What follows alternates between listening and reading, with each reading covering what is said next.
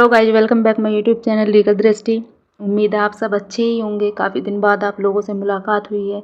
दोस्तों, अगर आप भी एआईबी देना चाहते हैं, एआईबी देने की सोच रहे हैं, तो आपके लिए खुशखबरी है।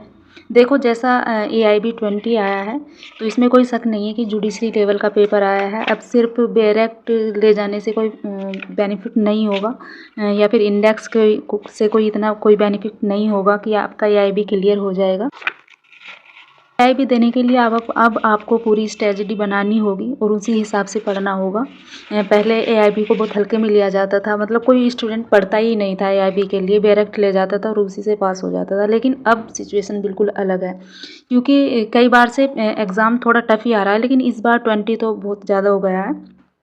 तो अगर आप भी इसकी तैयारी कर रहे हैं या करना चाह रहे हैं, तो आप मुझसे जुड़ सकते हैं। आप बिल्कुल सही प्लेटफॉर्म पे आए हैं। पहले एआईबी में डायरेक्ट सेक्शन बेस्ड क्वेश्चन ज़्यादा आते थे, लेकिन इस बार क्वेश्चन थोड़े कॉन्सेप्चुअल और केस बेस्ड फील हो रहे हैं, बिल्कुल जुडिशरी की तरह। अब सिर्फ सेक्शन नंबर याद रखने काफ़ी नहीं होंगे, सेक्शन का एप्लीकेशन समझना भी ज़रूरी है। डायरेक्ट पे तो कमांड होनी ही चाहिए। देखो, डायरेक्ट के बिना तो काम नहीं चलता कहीं भी, चाहे कोई भी एग्ज़ाम हो जुडिशरी का।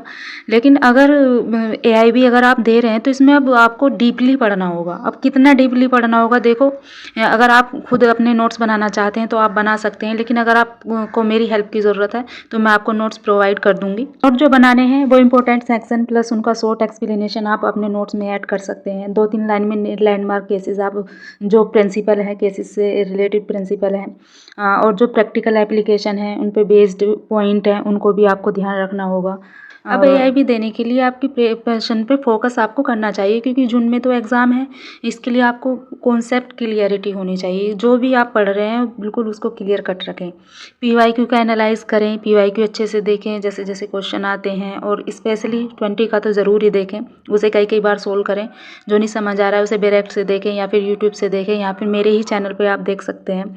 और डायरेक्ट की लैंग्वेज, डायरेक्ट को भी समझना बहुत ज़रूरी है, क्योंकि बहुत सारे क्वेश्चन ऐसे होते हैं जो हमें ऊपर से नहीं दिखाई देते, लेकिन वो, हालांकि सभी क्वेश्चन डायरेक्ट से ही पूछे जाते हैं, कुछ प्रिंसिपल्स वगैरह से भी पूछे जाते हैं, लेकिन अगर आप डायरेक्ट को अच्छे से, उसकी लैंग्वेज को अच्छे से आप लोग समझ लोगे, तो फिर आपको ज़्यादा वैसे पढ़ने की ज़रूरत है भी नहीं। लेकिन डायरेक्ट समझना बहुत ज़रूरी है, उसको इतने अच्छे से उसकी लैंग्वेज को एग्जाम को भी क्लियर कर सको, आपको पढ़ने में भी अच्छा लगे, मज़ा आए। क्योंकि प्रैक्टिस करना भी बहुत ज़रूरी है, क्योंकि वहाँ जाके ना टाइम मैनेजमेंट नहीं होता। अगर आपको पहले से इतनी प्रैक्टिस है कि आप डायरेक्ट से क्वेश्चन ढूंढ पा रहे हो, जल्दी से आपको क्वेश्चन मिल पा रहा है, तो आप उसका आंसर भी जल्दी कर दे रहे हो। लेकिन अगर आप इधर उधर उसके पेजेस ही पलटते रह गए डायरेक्ट के, अगर सपोज करो 10 क्वेश्चन या 20 क्वेश्चन भी डायरेक्ट से डायरेक्टली आते हैं, इंडेक्स से आते हैं, तो उसकी प्रैक्टिस होनी चाहिए। अपने डायरेक्ट से प्रैक्टिस करते रहिए।